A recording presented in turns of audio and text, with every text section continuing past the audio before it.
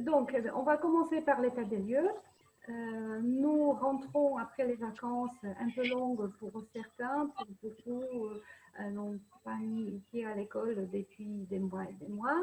Et nous savons que les enfants d'aujourd'hui sont des enfants fragiles. On leur demande beaucoup de choses. Et ils ont des objectifs, des réussites à l'école. C'est l'objectif des parents qui leur mettent la pression. On n'est pas forcément en confiance. Ils ont une pression énorme. Ils sont anxieux, ils sont stressés. Donc, le maximum de chances donc de réussite pour leur scolarité. Donc aujourd'hui, je voudrais vous dire que quand même 20% d'enfants sont concernés à des difficultés d'apprentissage scolaire. Dans ces 20%, il y a 40% d'enfants qui ont plusieurs troubles des apprentissages. Les apprentissages scolaires, c'est quoi? C'est apprendre à lire, à compter, à orthographier, à écrire, à s'exprimer correctement. Et ces troubles, souvent, enfin, ils sont donc connus sous le nombre de 10, quand vous connaissez l'orthographie dyscalculie. Mais et ils sont très souvent, voire systématiquement associés à des troubles avec ou sans hyperactivité. Donc ça, vous connaissez tous les enfants qui sont dans ces cas. Si vos enfants n'ont pas de troubles d'apprentissage scolaire, c'est tant mieux. Mais on trouve quand même, il y a beaucoup d'enfants qui ont les troubles quand même de concentration, de motivation et de mémorisation. Aussi, ça concerne les adultes. Il y avait un sondage des IFOP qui a été réalisé. Il s'avère que 53% des Français connaissent quelqu'un dans leur entourage qui présente déjà des troubles de concentration, de mémorisation qui le gênent dans sa vie quotidienne. Et même, il y en a 18% qui connaissent plusieurs personnes qui sont dans ce cas. Et 76% de Français ont peur de un jour se retrouver dans cette situation. Aujourd'hui, à peu près 900 000 personnes en France sont quand même atteintes de démence, donc de type Alzheimer, mais seulement 1 à 2% de ces cas sont héréditaires. Donc pour tout le reste, ce sont des facteurs environnementaux, aussi alimentaires, qui influent cet état. Donc on oublie souvent que l'alimentation est fondamentale, mais pour le coup, là, ici, c'est un facteur très important, qui est quand même une bonne nouvelle, parce que une étude qui a été publiée en 2017 en Lancet, une étude anglaise, dit que 40% des troubles de démence, les troubles de mémoire gênants, donc les quotidiens, peuvent être améliorés simplement si on corrige les facteurs de risque qui les font venir. Donc les facteurs de risque connus, donc c'est le tabagisme, consommation excessive d'alcool, tension artérielle élevée, obésité, diabète. Ça, ce sont, comme on dit, les maladies de la civilisation. Les traumatismes crâniens, les pauvres, ils sont pour rien. Mais aussi la dépression, la perte auditive. Mais en fait, c'est juste la perte du contact avec son environnement qui fait que les neurones se dégénèrent plus rapidement. Et aussi les facteurs environnementaux comme la pollution. Et puis, donc, niveau scolaire qui influe aussi sur déjà les capacités de base. On verra apparaître les troubles plus tard chez les personnes qui avaient donc une vie sociale très active et beaucoup travaillaient déjà à leur mémoire.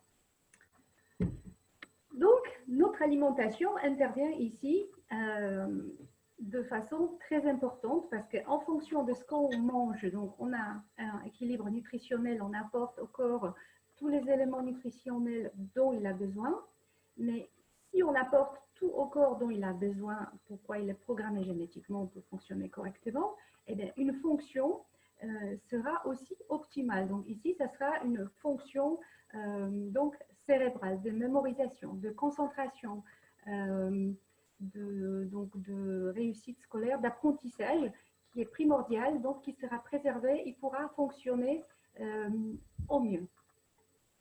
C'est indispensable. Donc, on va faire un petit rappel donc, sur le cerveau, qui est situé donc dans la boîte crânienne tout là-haut. Cerveau des hommes d'aujourd'hui, c'est le fruit d'une longue évolution génétique où dans l'évolution des espèces, les nouvelles parties du cerveau ont été bâties sur les anciennes. C'est comme un peu le cornet des glaces où on rajoutait à chaque fois une couche. Donc là, dans le cerveau qui tourne, vous voyez donc les deux hémisphères cérébrales. On voyait en bas, il y a le cervelet. En jaune, c'est le cerveau reptile primaire qui est responsable des fonctions de base de manger, se reproduire. Et en bleu, ça, la partie du cerveau qui est responsable de la mémoire. Donc c'est l'hippocampe avec les deux petites amygdales qui sont en vert et en rouge aussi, donc violet, on a la glande pinéale qui est chef d'orchestre pour synchroniser tous nos rythmes biologiques et tout le fonctionnement de notre organisme. Donc dans le cerveau, nous avons des cellules nerveuses. Nous avons plus de 50 milliards de cellules nerveuses, mais encore 10 fois plus de cellules gliales. Ce sont des cellules qui entourent le cerveau, qui bichonnent ces cellules nerveuses pour qu'il ne manque de rien, qu'ils veillent, qu'ils aient assez à manger, qu'ils nettoient tous les déchets et qu'ils leur fournissent toute énergie nécessaire pour le bon fonctionnement. Chaque neurone donc, se connecte à son voisin par ce qu'on appelle des synapses. Et chaque cellule nerveuse peut avoir jusqu'à 60 000 connexions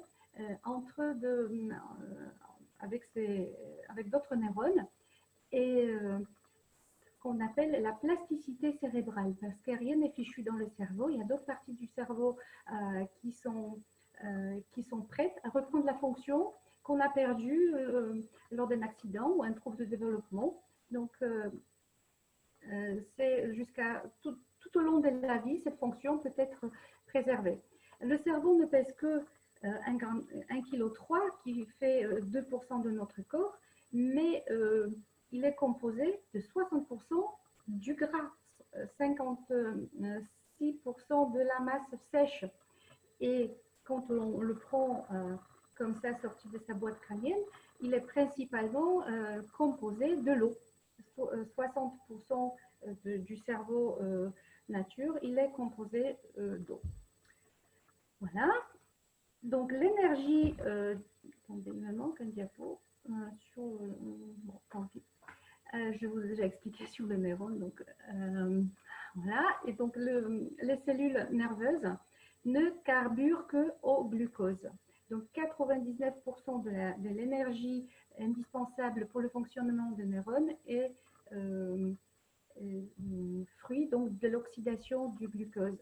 Donc consomme à peu près, c'est 2% de parties du corps consomment 25% du glucose de l'organisme. Et avec un système vasculaire d'approvisionnement du cerveau extrêmement développé, on a à peu près 700 km de petits capillaires qui parcourent donc le cerveau pour nourrir les neurones. Et donc les cellules vasculaires, les vaisseaux sanguins, sont connectés à des astrocytes, donc les cellules qui environnent les neurones, pour fournir aux neurones du glucose. On a à peu près 10 minutes de réserve de glucose. Au-delà de 10 minutes, s'il y a une rupture du fonctionnement, le cerveau commence à être pas bien. Et cette énergie dans les neurones, elle est faite donc dans les mitochondries. C'est des petites usines énergétiques dans l'organisme et elles ont besoin de quoi? Elles ont besoin de l'oxygène. 20% des besoins d'oxygène, de l'oxygène de l'organisme est utilisé par le cerveau. 20% du sucre et 20% de l'oxygène va dans le cerveau direct pour le nourrir. Et il l'exige. Donc, avec ces deux-là, pour qu'ils fassent de l'énergie, on a besoin de cofacteurs pour catalyser. Donc, c'est magnésium, fer, et les vitamines B, B1, B3, B6 surtout, pour toutes les étapes intermédiaires de fabrication de l'énergie. Donc, le cerveau est utilisé en permanence, c'est en flux tendu.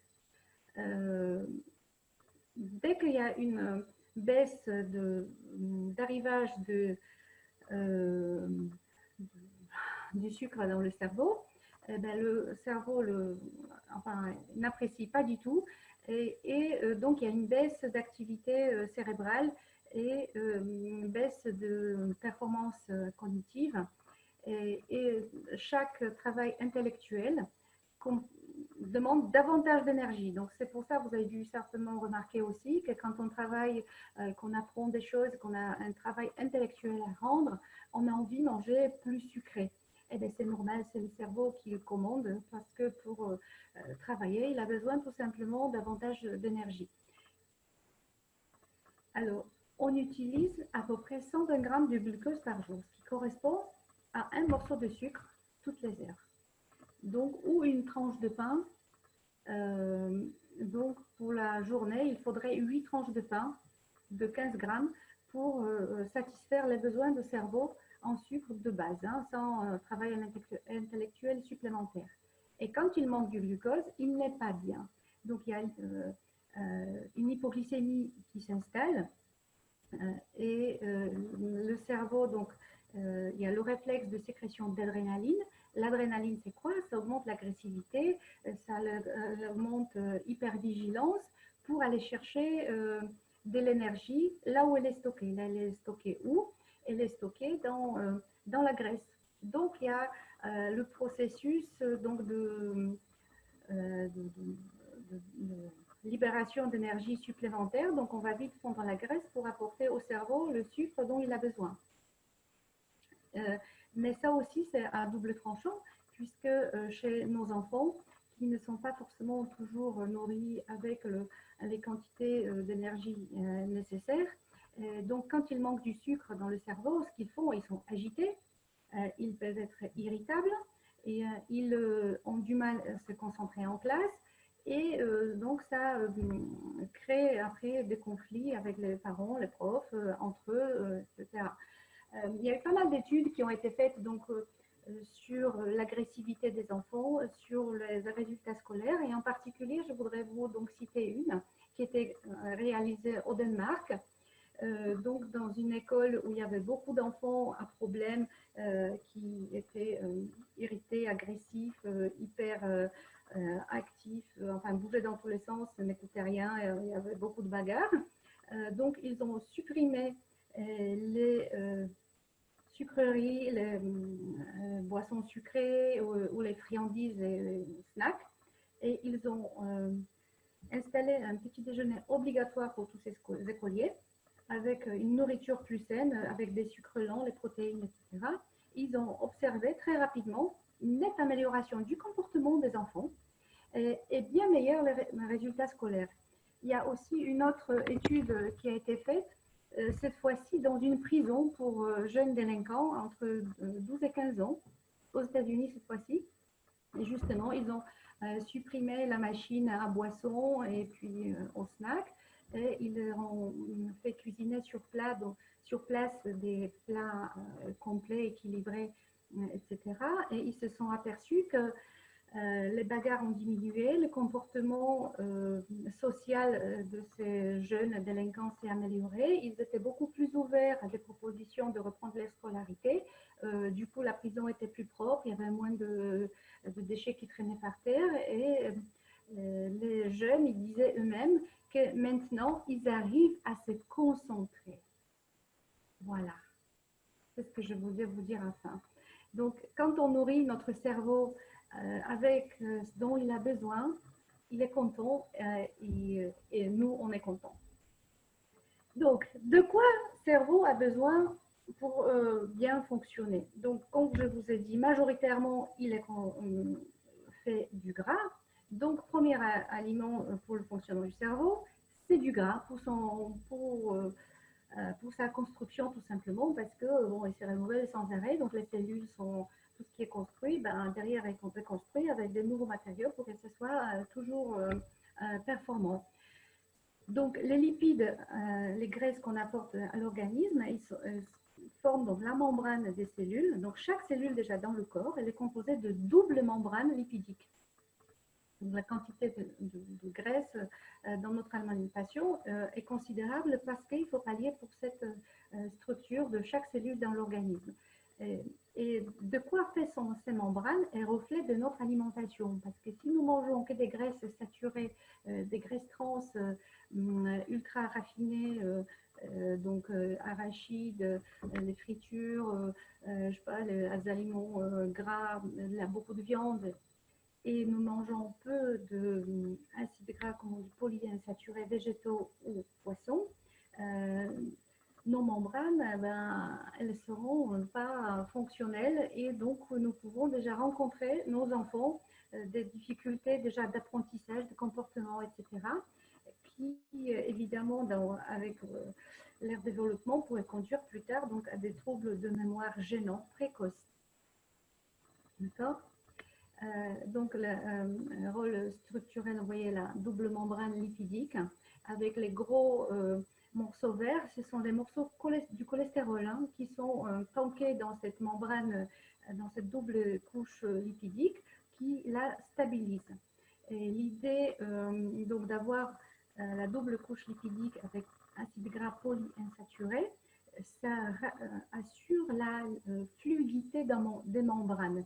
Ça veut dire quand elles sont fluides, vous voyez comme ça veut dire qu'elles fonctionnent mieux parce que si elles reçoivent un message avec une molécule de communication, ils peuvent s'adapter pour capter ce message et le transmettre. Si elles sont rigides, elles sont pas souples pour l'accepter et donc la communication peut se faire beaucoup plus difficilement.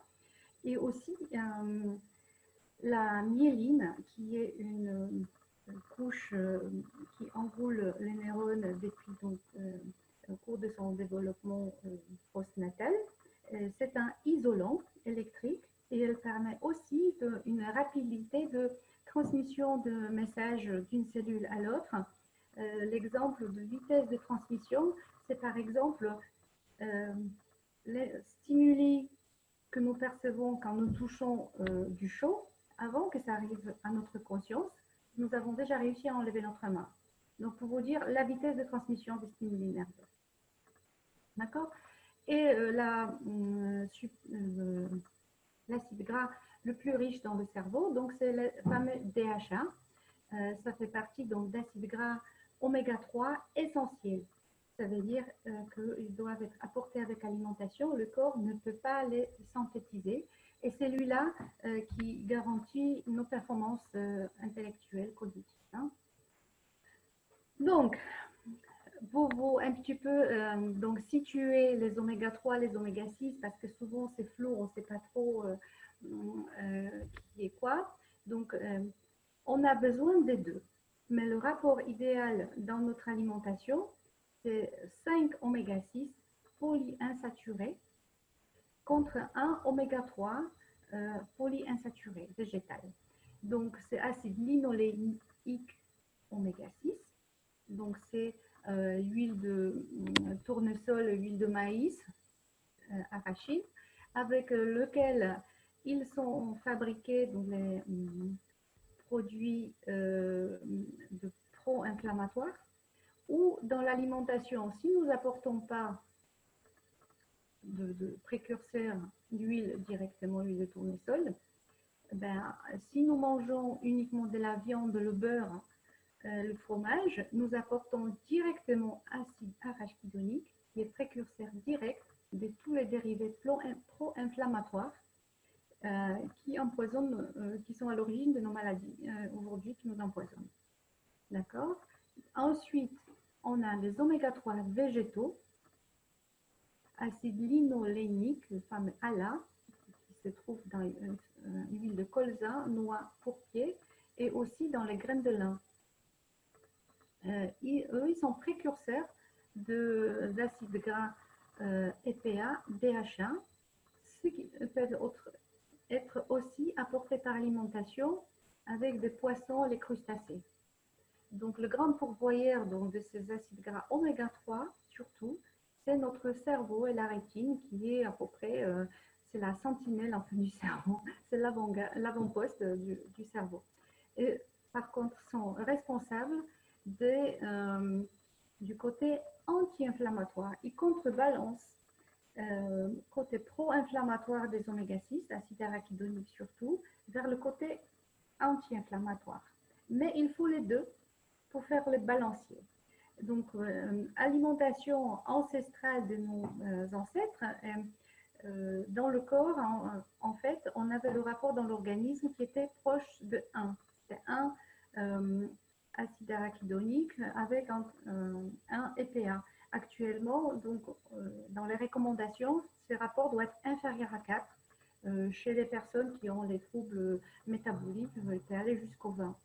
Donc forcément, maladie de civilisation, la fluidité des membranes, c'est un peu difficile. Hein. Donc notre cerveau, au cours de l'évolution, a beaucoup changé. Donc le cerveau d'aujourd'hui, il a 3 fois la taille des chimpanzés. Il a 2 fois la taille de l'australopithèque. Comment ça se fait que nous sommes arrivés donc, à ce résultat? Parce que quand on compare les chimpanzés avec l'homme, par rapport à la taille du cerveau, on a la quantité de graisse corporelle, la matière grasse, elle est comparable. Donc, qu'est-ce qui s'est passé au cours de l'évolution? Que le cerveau humain a pu augmenter de volume 3 fois pour avoir sa taille d'aujourd'hui. Eh bien, tout simplement, il y a une sélection naturelle qui s'était mise en place, que pour le survie de l'espèce, le cerveau, comme je vous ai dit tout à l'heure, a besoin de l'afflux constant de l'énergie, du sucre. Même donc, pendant déjà la vie fétale, il a horreur de manquer de sucre. Donc, il y a un processus qui est mis en place pour assurer donc, la fourniture de l'énergie en cas de pénurie du sucre. C'est donc les graisses sous forme de corps cétoniques qui fournissent au cerveau de l'énergie s'il manque du sucre. Donc, naturellement, au cours de l'évolution, nous avons choisi les individus, les bébés, les fœtus, qui étaient les plus gras. Et, parce qu'il y avait le plus de réserves d'énergie. Et ensuite, donc, ce qui était favorable au développement de l'humanité, c'est que nos ancêtres, les australopithèques et puis les ultérieurs, ont suivi les cours d'eau. Ils se sont surtout développés sur le littoral en se nourrissant donc des crustacés, des petits poissons, de ce que les berges de mer et des rivières leur offraient. Et ça, c'est parce que dans l'alimentation végétale, on ne trouve pas suffisamment des oméga 3 pour qu'elle assure donc la nourriture du cerveau. Et ça, c'était un facteur favorable. Donc la qualité aussi de graisse, et ce fait que nos ancêtres ont apprivoisé comme aliment les produits donc, du littoral, a été crucial dans le développement du cerveau d'aujourd'hui. Et donc, ça, c'est le fameux DHA qui fait la différence. Donc, ce qui fait que c'est la matière grise, c'est la qualité du cerveau qui est important. Voilà, j'espère que vous avez perçu le message. Donc, dans le cerveau, à part les lipides, nous trouvons également des protéines. Les protéines, donc ça fait un peu le tissu du soutien, mais dans les protéines, il se trouve donc des acides aminés qui sont précurseurs des neurotransmetteurs. Les neurotransmetteurs, ce sont des comment dire, des messagers entre deux neurones qui communiquent à travers une synapse. Donc il y a un synapse, présynapse qui sécrète donc dopamine, sérotonine, et qui passe de l'autre côté pour faire passer le message, qui sont donc synthétisés à partir des acides aminés qui sont fournis dans le cerveau. Mais pour que ces acides aminés soient bien assimilés par le cerveau, il faut bien qu'il y ait une bonne proportion avec les glucides des sucres qu'on consomme en même temps. Donc, si c'est un repas qui est trop sucré, il n'y aura pas de dopamine qui pourra entrer dans le cerveau pour avoir son côté énergisant, stimulant qui devrait l'avoir pour la motivation. Il y a une étude qui a été effectuée. On servait donc le petit déjeuner aux volontaires. Il y a un petit déjeuner qui comportait peu de glucides et de l'autre côté un petit déjeuner très riche en sucre. Et il s'avérait que 50% des non, les volontaires qui mangeaient du sucre, ils avaient 50% plus du tryptophane, précurseur de sérotonine, dans leur sang que ceux qui ne mangeaient pas de sucre. Et 2 heures après, ils avaient tous un coup de barre. Parce que sérotonine, c'est quoi? C'est la sérénité, on le prend pour se calmer. C'est pas pour avoir l'énergie du matin. Donc, si on n'a pas équilibre en neurotransmetteurs qu'il faudrait avoir, tout déficit, donc ça a une répercussion sur notre humeur, sur notre comportement. Donc, commencer par le matin. Donc, le matin, la dopamine, c'est un stimulant, c'est un starter. C'est pour nous donner de la motivation, de la niaque pour aller au-devant de faire ce que nous avons à faire. C'est aussi l'hormone du plaisir, l'hormone de la récompense.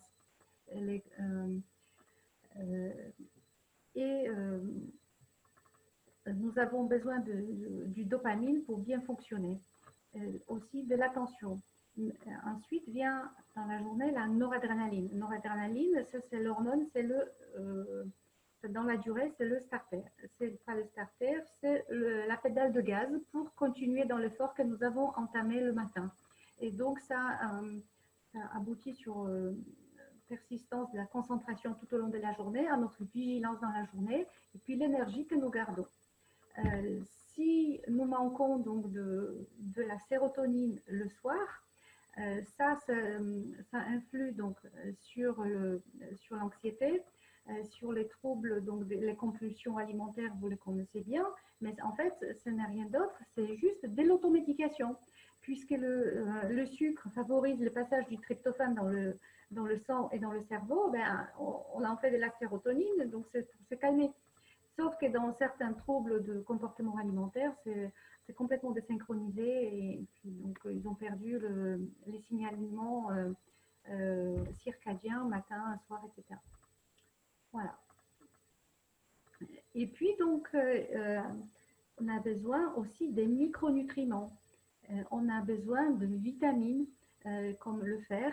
Donc, il y a plein de programmes nationaux, des recommandations pour pallier aux déficits déjà généraux, mais des nutriments dont le cerveau raffole pour bien fonctionner.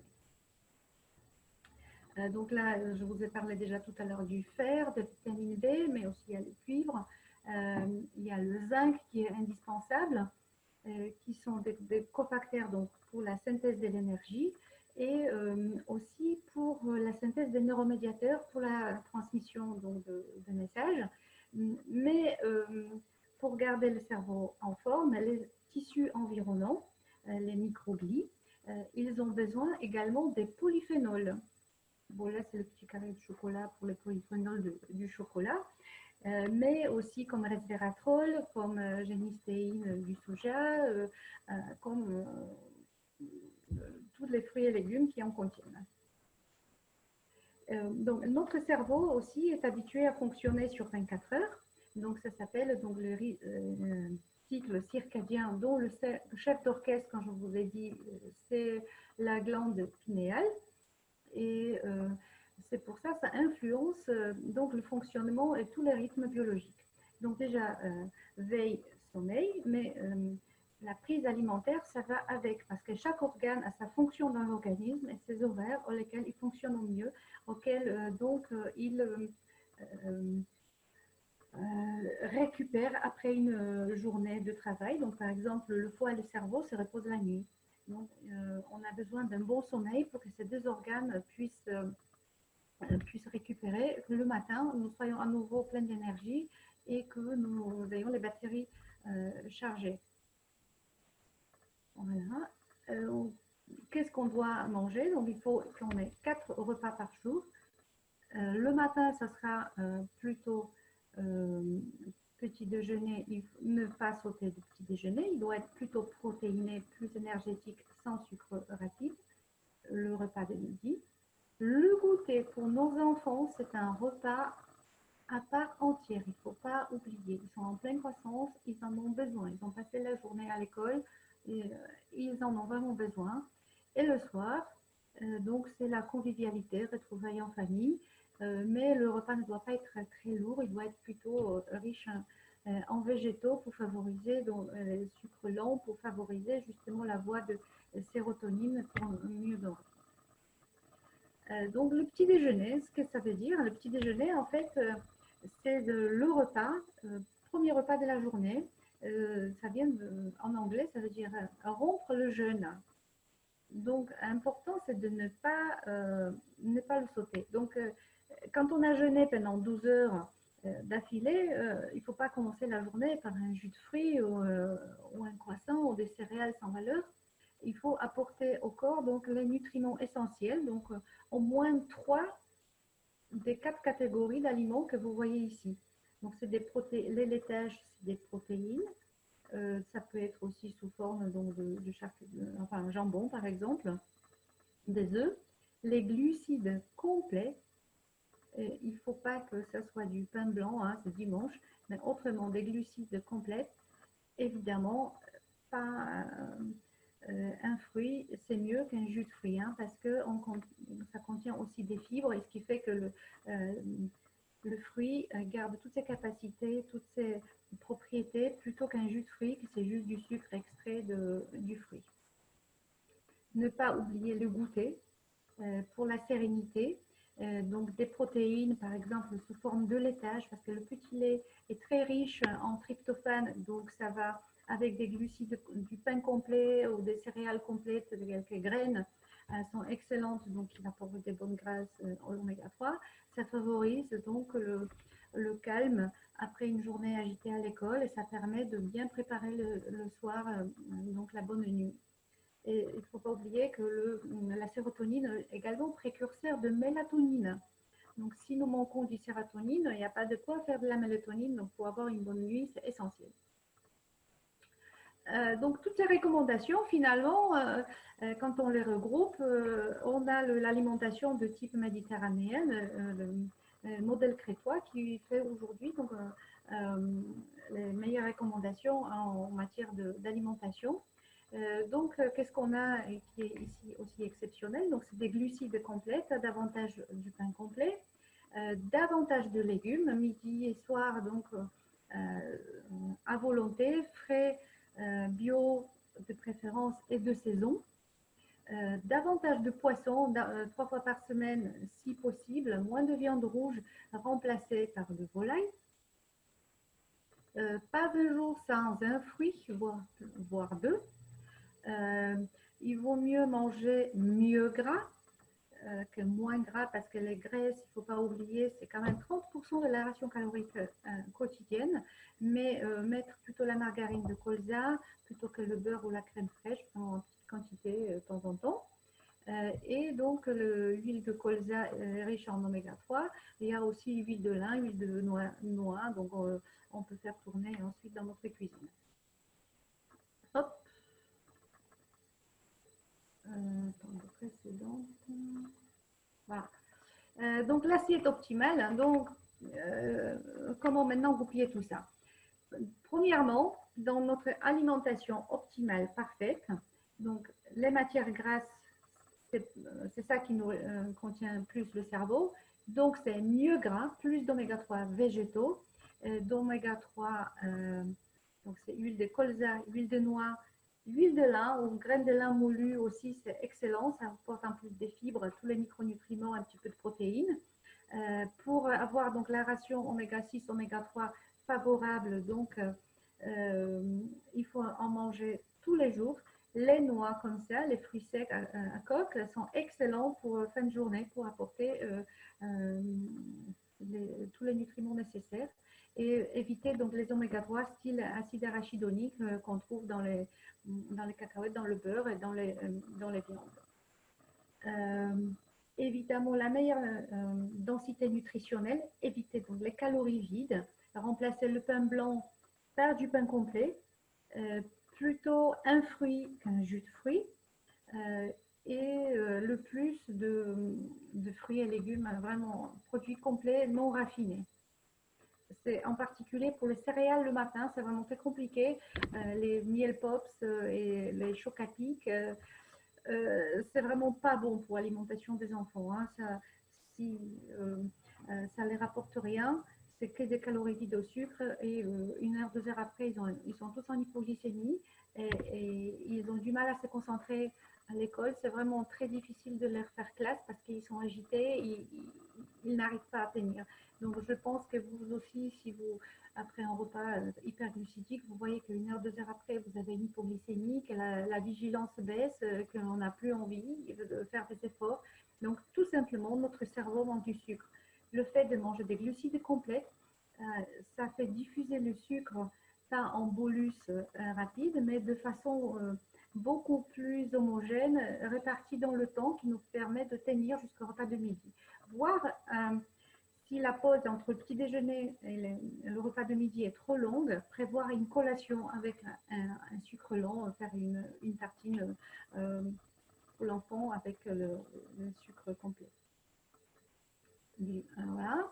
Les légumes et légumineuses, évidemment, en font les ballons à volonté.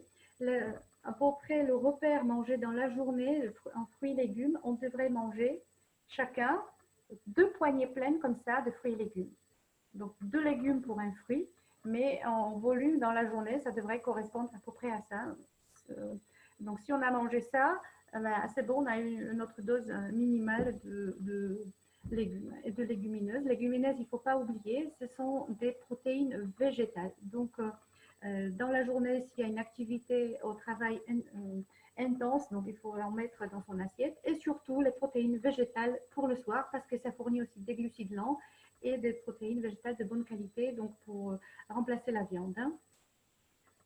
Dans ces fruits et légumes, qu'est-ce qu'on va trouver? On va trouver donc des antioxydants, des polyphénols, et on va retrouver également des vitamines, de vitamine B, c'est acide folique, hein, qui est primordial dans la mémorisation et dans le trouble de mémoire, dans la prévention des troubles de mémoire, et même, pas la prévention, mais c'est même thérapeutique, parce que ça a été déjà prouvé qu'aux personnes âgées qui commencent à avoir les troubles cognitifs, troubles de mémoire, donc si on les supplémente avec les vitamines, notamment le vitamine B9, acide folique, ils améliorent leur performance cognitive, leur mémorisation.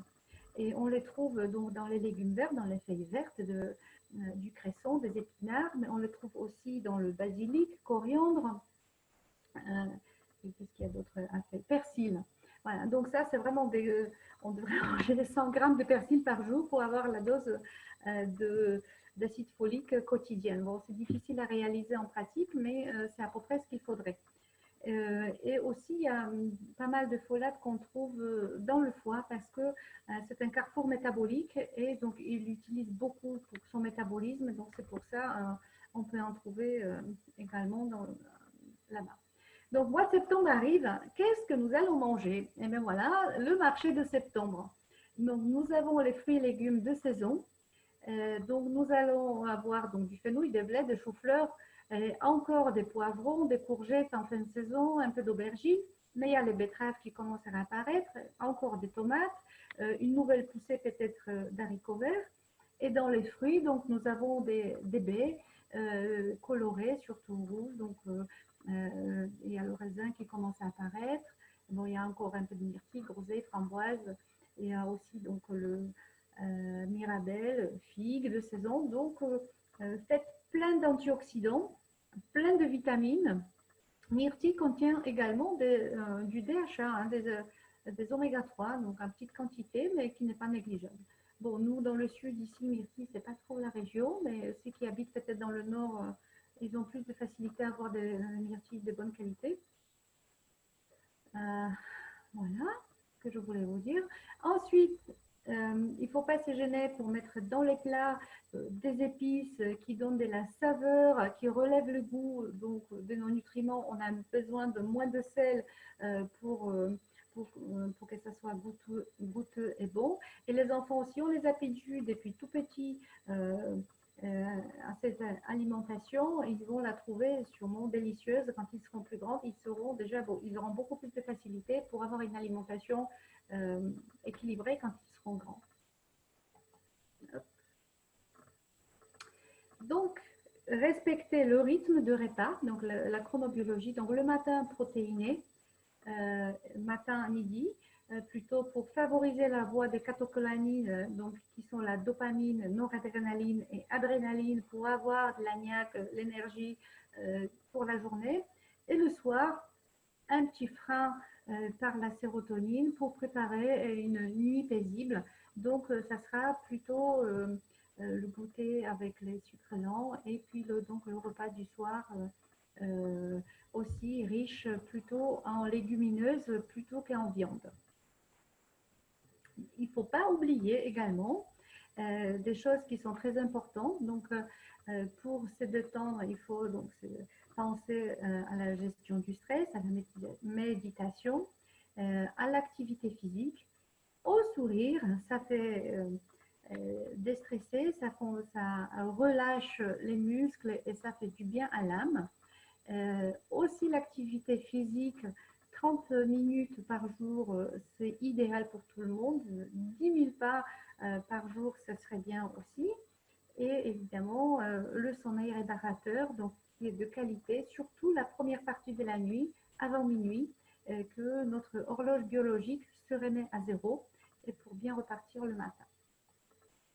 Voilà, donc par rapport aux qualité de graisse et d'apport nutritionnel en huile, en matière grasse, acides gras oméga 3, oméga 6 essentiels, nous avons un produit qui est excellent, Liquid Gold, qui nous fournit une quantité impressionnante.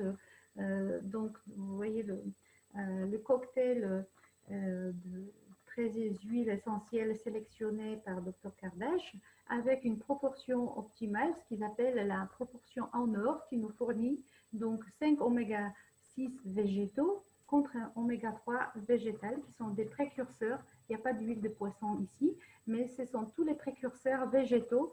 Donc, si nous avons des enzymes qui ensuite les transforment en EPA-DHA, eh bien, nous aurons la chance d'avoir la membrane bien fonctionnelle et avoir un statut inflammatoire optimal. Donc 5 millilitres par jour pour les enfants, donc c'est tout à fait faisable pour les petits mangeurs, jamais de poisson, pas beaucoup de graisse, c'est tout à fait faisable de leur donner 5 millilitres par jour pendant quelques mois et puis faire des cures comme ça régulièrement. En complément.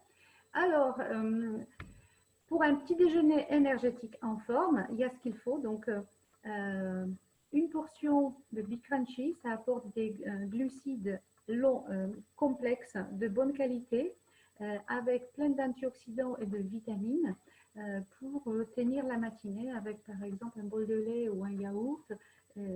L'enfant, s'il n'est pas trop salé le matin, si on a un peu du mal à lui faire manger du jambon ou des œufs, ça, c'est tout à fait faisable. C'est excellent au goût. Et ça, c'est super alternative aux céréales du commerce qui apportent vraiment que des calories vides avec produits ultra raffinés qui sont immangeables. Donc, Be Crunchy, c'est fantastique.